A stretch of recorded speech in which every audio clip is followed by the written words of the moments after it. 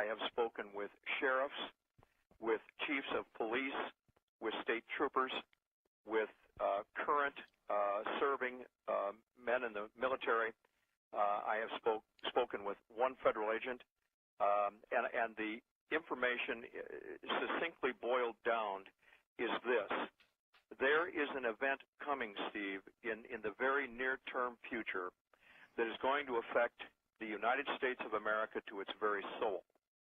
That what is being planned as you and I are on the air tonight, and what has been coming together into that old term, the perfect storm, is literally brewing right over our heads. And it comes down into two or three parts, but it's basically and succinctly, again, this. There is an effort being made right now to bring together the armed forces of this nation in preparation for responding to and acting against the interests, as I see them, of our citizens. It is and includes military maneuvers in the United States, military actions that are forthcoming, and that will be so deep and so penetrating that the United States will never be the same, in my view. This has been confirmed by a colonel, an active colonel in the United States Air Force, a sheriff known to me very personally, among others, state troopers that I know in 3 neighboring states in the Midwest, 3 chiefs of police who are personal long-term friends of mine, and others who, and a federal agent who I've known for over 20 years. What is going to happen, Steve, is that as the economic situation in this country dovetails right into the ditch, and the country responds by pouring billions and trillions after the billions and trillions that have already been committed. The FDIC is crumbling.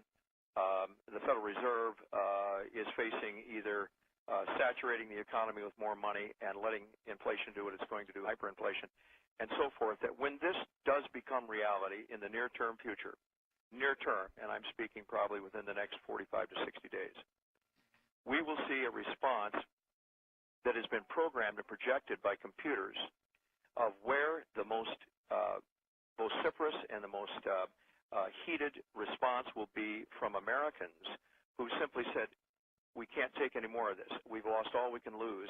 I'm going to defend what I have left.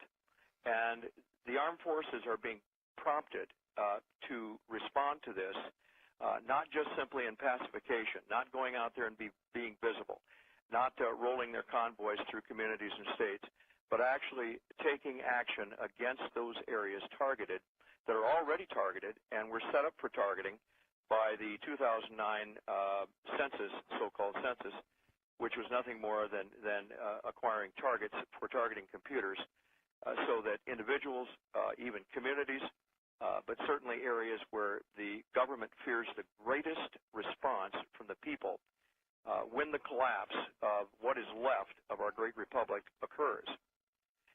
And the armed forces, Steve, have been faced with a tremendous challenge, an almost unthinkable mission to plan for, and that is fighting against American citizens.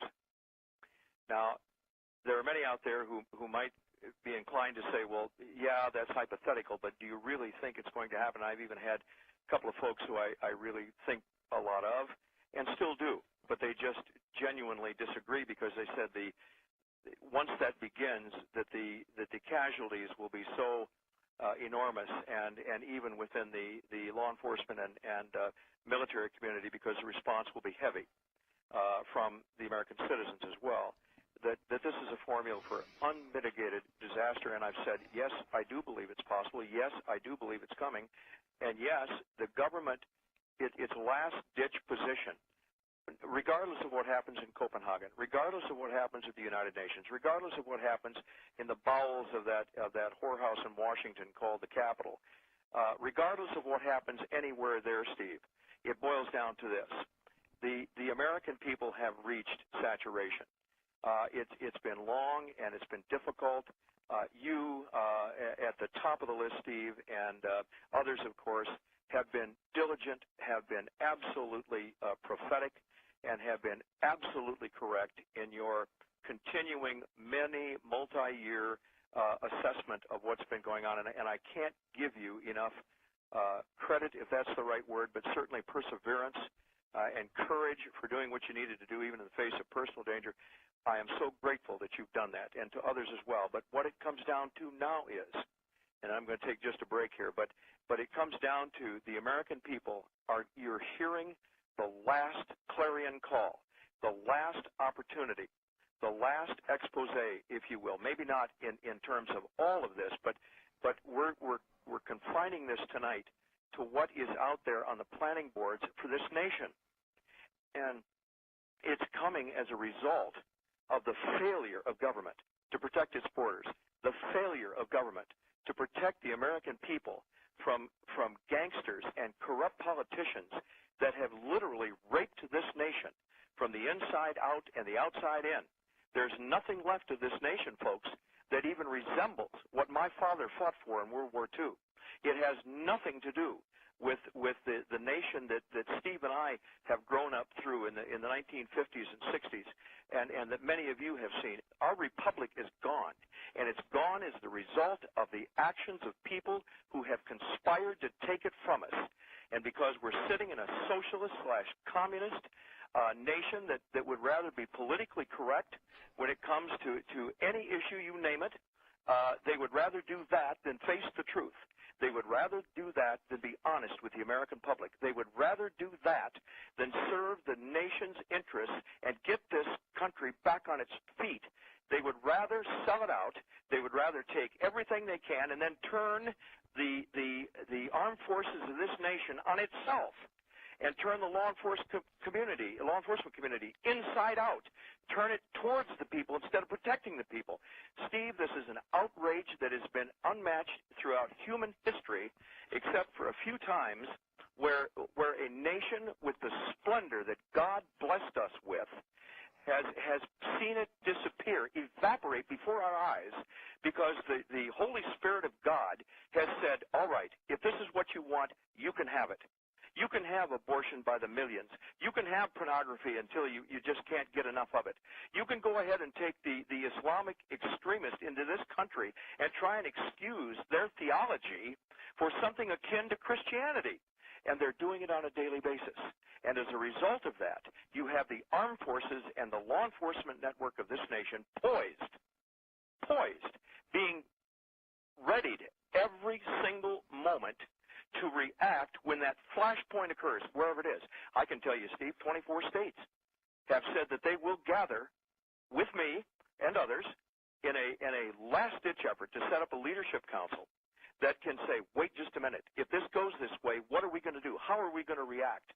What is our position going to be? How can we possibly bring this around so that people who have been doing everything possible to protect their families and to protect their homes and to protect themselves have some glimmer of hope that when that moment comes, and I pray to God that these men and women in uniform, whether it's military or in the law enforcement community, will stop.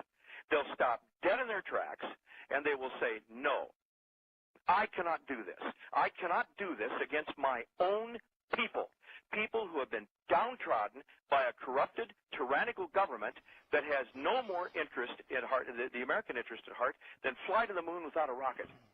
And because of that, I'm simply saying to you, Steve, we are at the absolute precipice right now. My colonel said to me, we have plans that if it gets bad enough, we will simply commence yard farming. Now, that's a buzz phrase, I guess, in the military. I was not particularly familiar with it. I've heard other things close to that. But meaning, in other words, if we have to, in the worst-case scenario, we will call in targeted airstrikes to neighborhoods, communities, in areas in virtually across some states, that they will call in with Air Force assets to take out whomever they are told to take out.